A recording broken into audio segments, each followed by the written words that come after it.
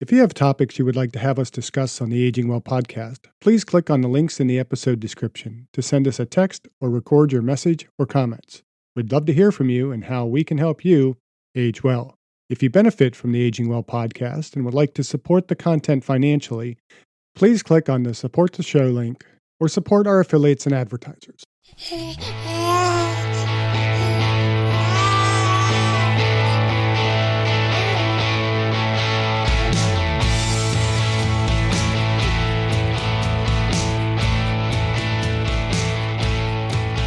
Welcome to the Aging Well podcast. I'm Jeff Armstrong here with Corbin Bruton. In this and the episodes that follow, we will share candid discussions on aging and hear from the experts. We are here to inform and encourage as we experience, aging. In this episode, we interview Erik Newsholme, the 2021 men's overall winner of the Race Across America, the world's toughest bicycle race. Erik is the first American to win the men's division since 2003 and the oldest person to ever win. His official time to cross the country, 3,037 miles, was 11 days, 19 hours, 28 minutes. He did this at 56 years of age. Erik, welcome to the Aging Well podcast. Let's begin by having you tell us a little bit about yourself.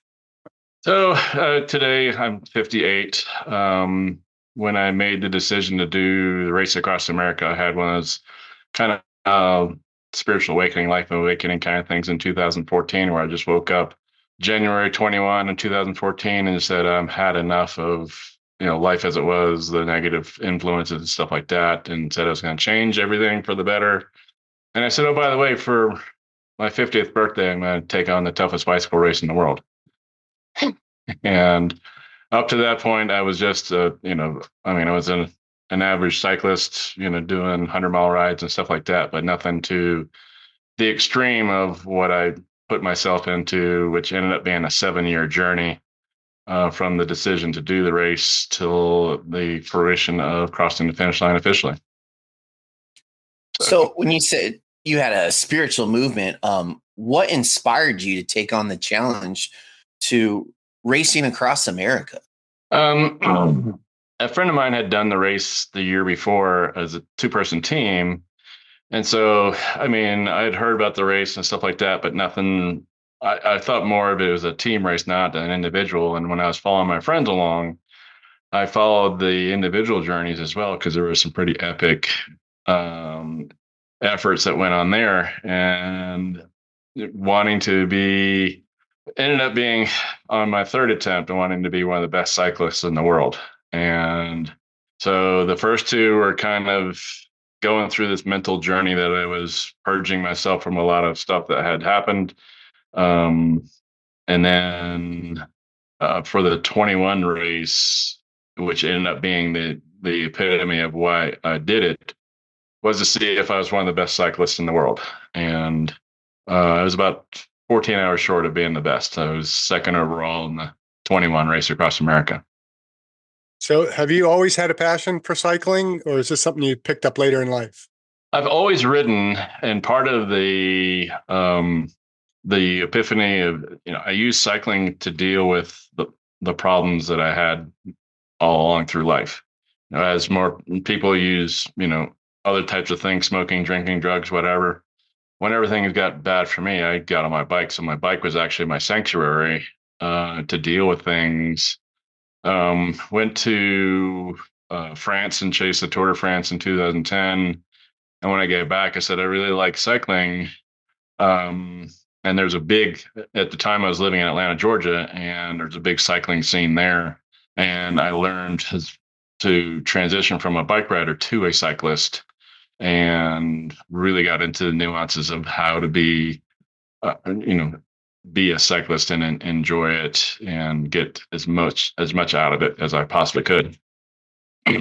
Well, let's dive into that a little bit. How did you train for the 3,000-mile trek across America? So a lot of people will know as cyclists what a 100-mile ride is. It's called a century.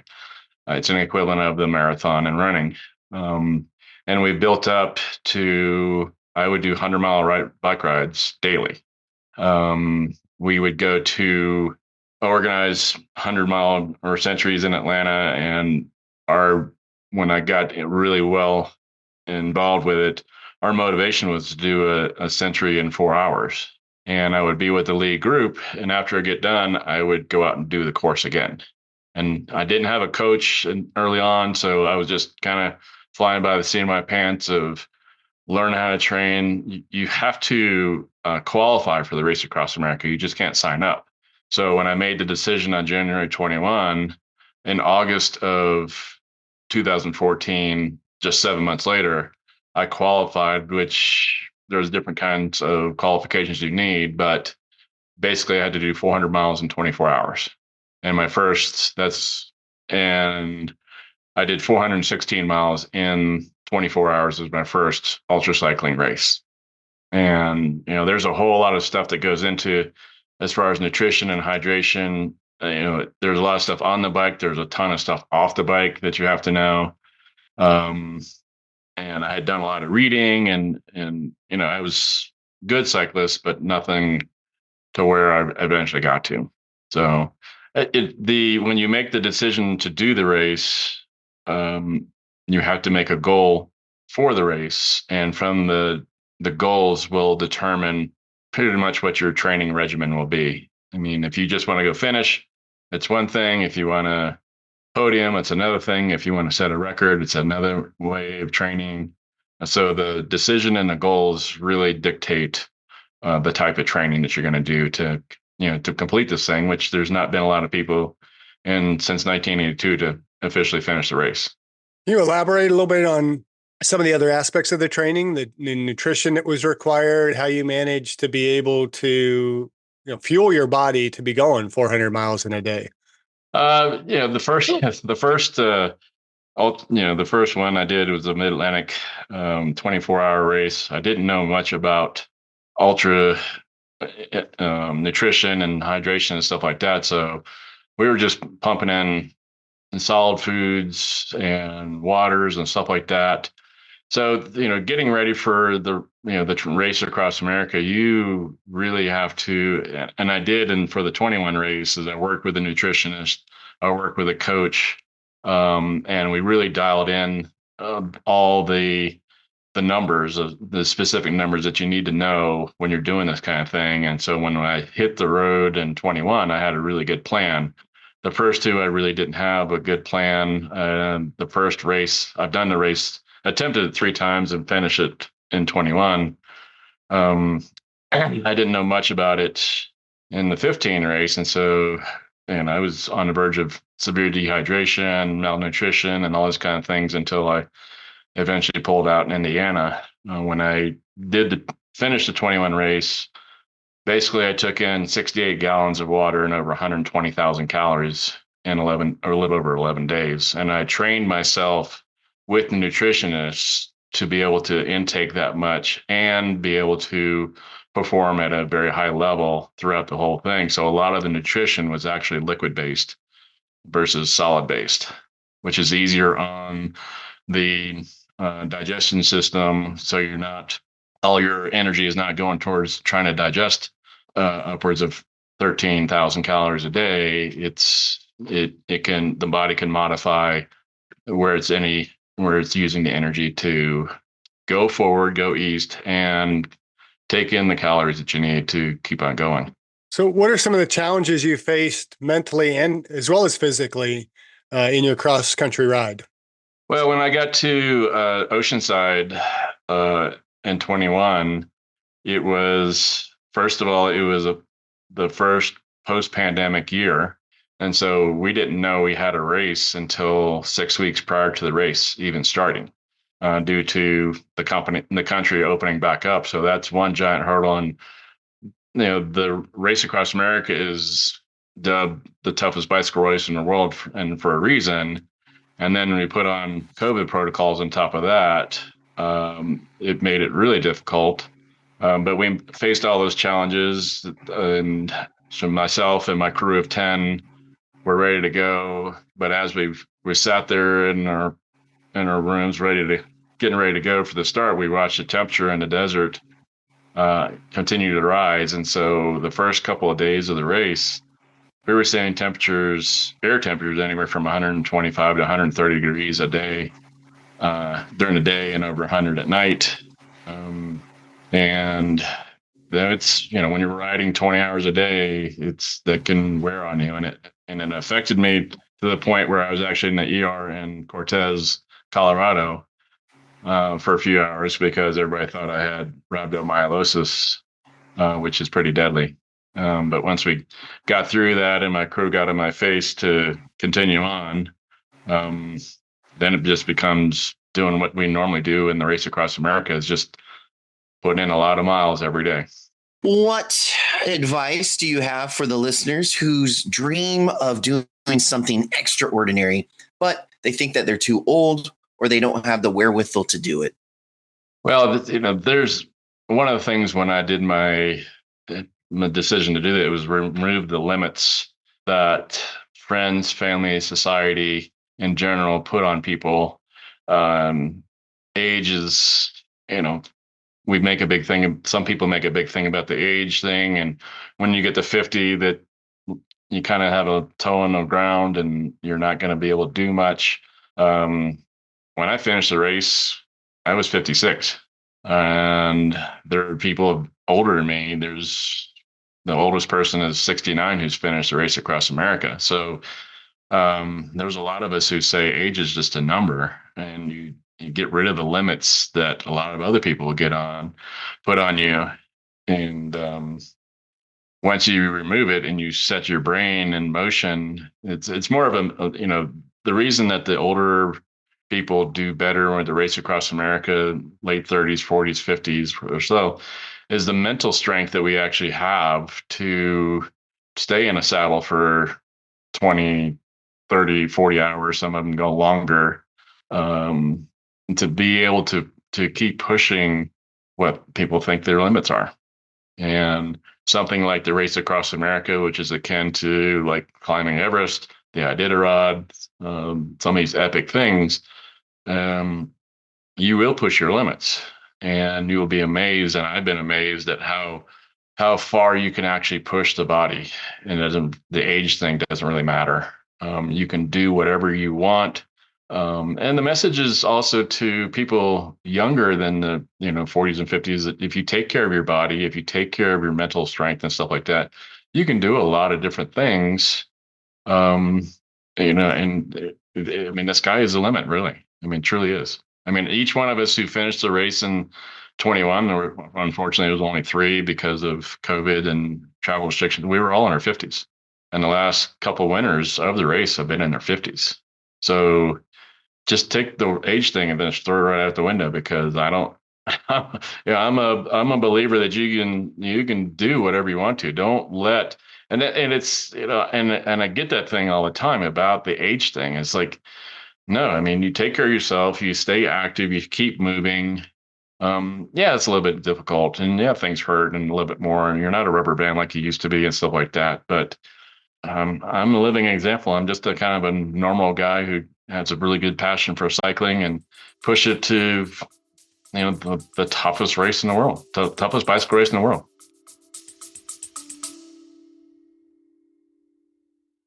I discussed my epigenetics test with True Diagnostic co-founder Hannah Wendt in episode 162. Epigenetic testing measures baseline and changes in your pace of aging, giving you the power to steer your anti-aging or health and wellness journey in the right direction.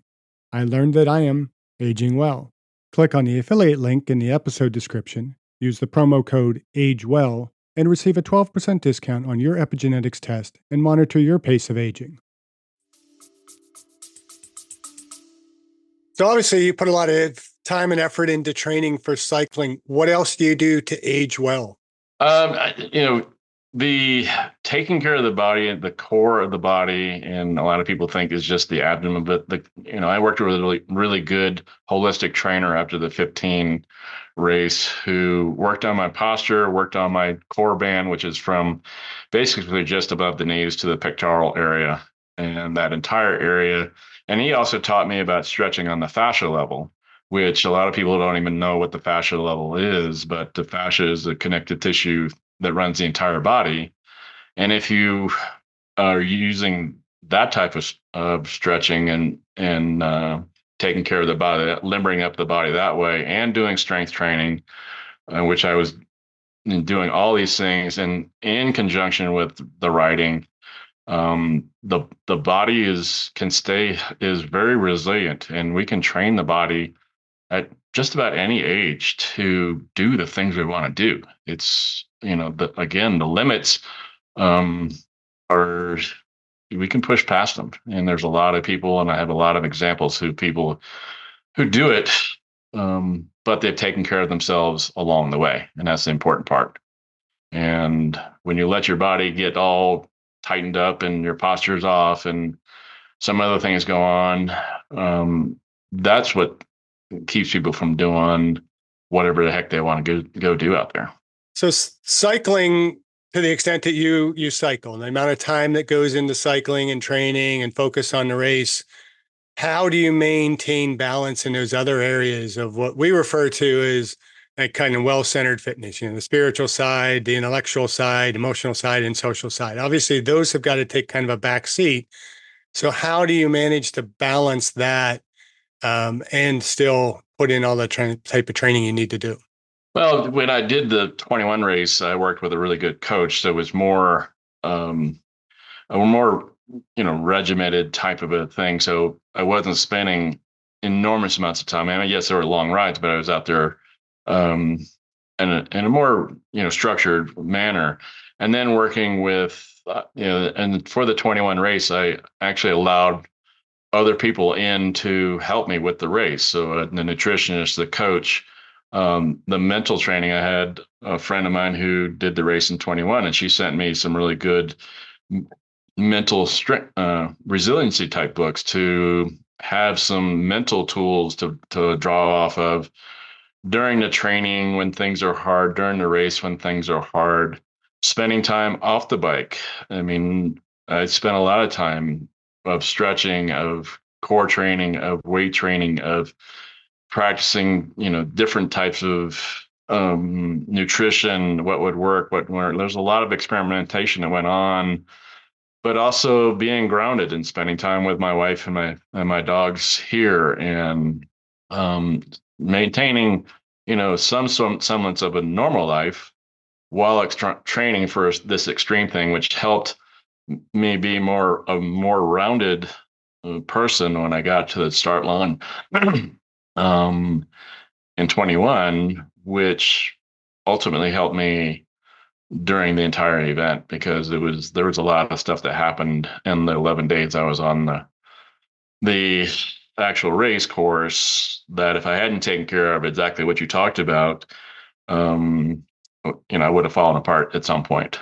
So you have to be, a very, like in the Tour de France and all those, they have the general classification rider who's ends up being the ultimate winner, who has all the really good, they're really good with all the different cycling disciplines.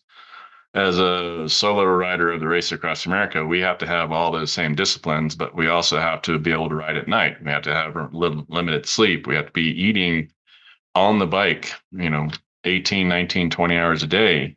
And I just did a talk yesterday about, what keeps you going. Well, I mean, I'm riding across one of the most beautiful lands in the world.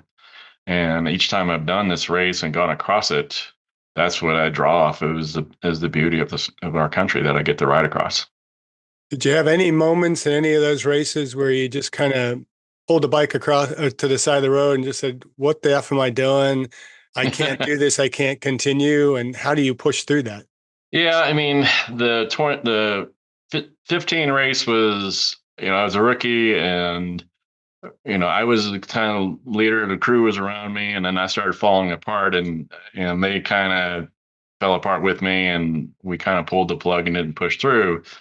The 16 race was much better, but I also have sleep apnea, and I wasn't wearing my CPAP machine properly, and so 180 miles from the finish, the crew pulled the plug on me and poured me in a van and drove me the rest of the 180 miles left. In the 21 race, I surrounded myself with a pretty good crew. And my lowest moment was in a gas station in Cortez after the hospital. And I was completely done. I mean, my body was wrecked. My brain was fried. I was late. I was slow. Just a lot of bad influences going on at the moment. And I was ready to pull the plug. And then the crew came around me and it, they, I mean, I talked about it in my interviews at the end of the race and several since. Several of them got in my face and said, there's plenty of time left on the clock. You're still in the race. You get on the bike and you work out whatever it is on the bike. You go east. And from Cortez, Colorado to Durango, yeah, I cried the entire way. And they threw me in a hotel for 90 minutes, got a shower, got in my Normatec recovery boots to help with the leg recovery. And then after 90 minutes, I was back on the bike and went from Durango, Colorado to the top of Wolf Creek Pass at over almost 11,000 feet, and then kept on going.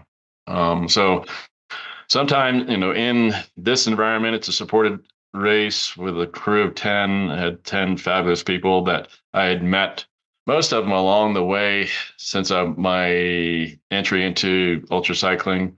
And each one of them filled a role, and they gave me some tough love in Cortez.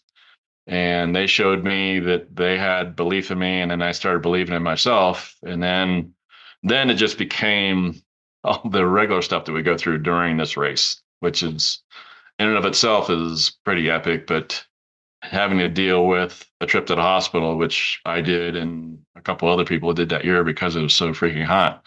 And then we were like, yeah, that was a pretty low moment. I was, like you said, I'm done with the bike. I'm ready to be done. And they wouldn't let it happen. They kept it going. So when you have a good team of people around you who believe in the goals and what you're about, when you hit those low moments, that's what helps you get through.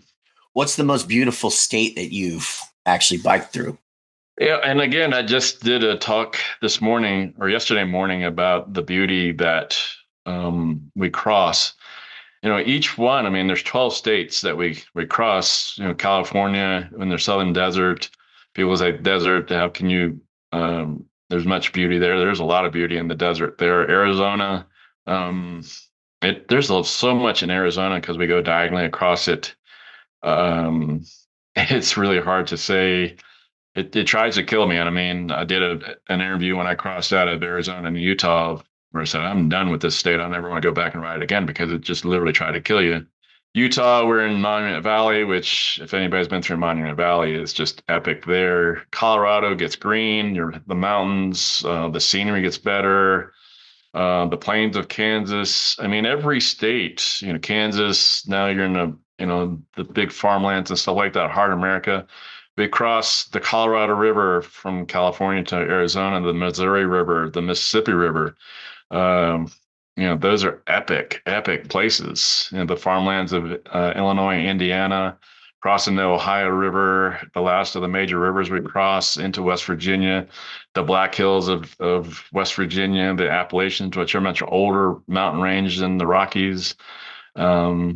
And just the epic beauty. I mean, there's an oil refinery in Illinois, which I found fascinating at night one time, is all lit up.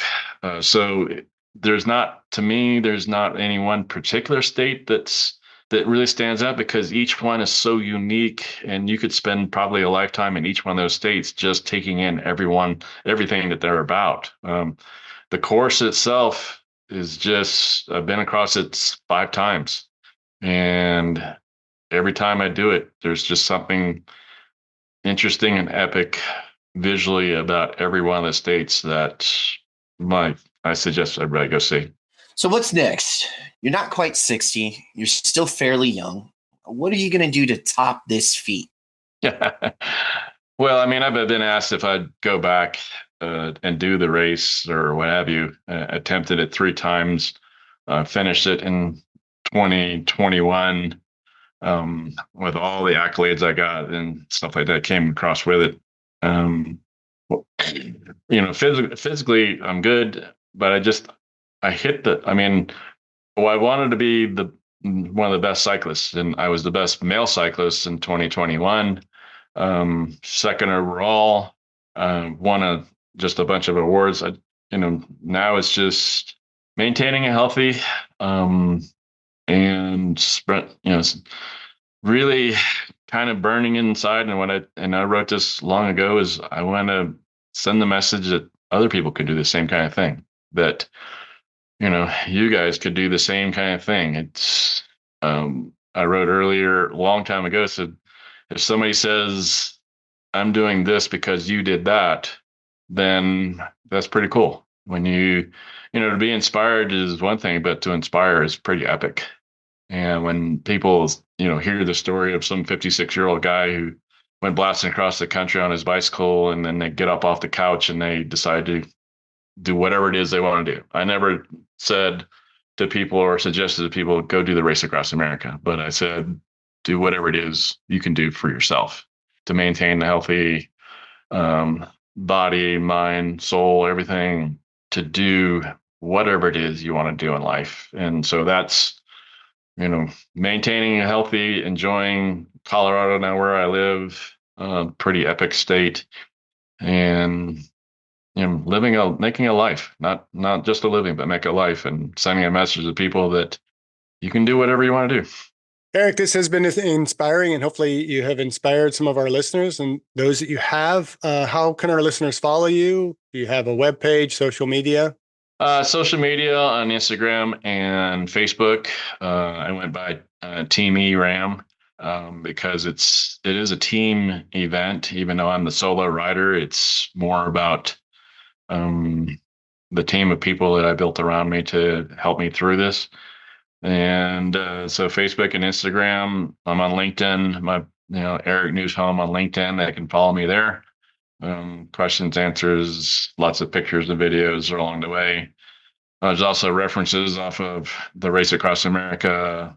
There's plenty of video that the Race Across America shot. So if you can just do a Google search on that, and you'll see some pretty epic stuff from the last few races that I did, along with what Race Across America is all about as well. Erik, thanks for joining us on the Aging Well podcast. Today, you've taught us that age is just a number, so just don't even think about it. Throw it out the window. If you're inspired to have a Forrest Gump moment, to run from coast to coast, then get up and do it. Seize the moment, take on a challenge, and overcome any obstacles that come in your way. We hope that you keep pushing yourself to the limit and keep aging well. Thank you. Thank you for listening. I hope you benefited from today's podcast. And until next time, keep aging well.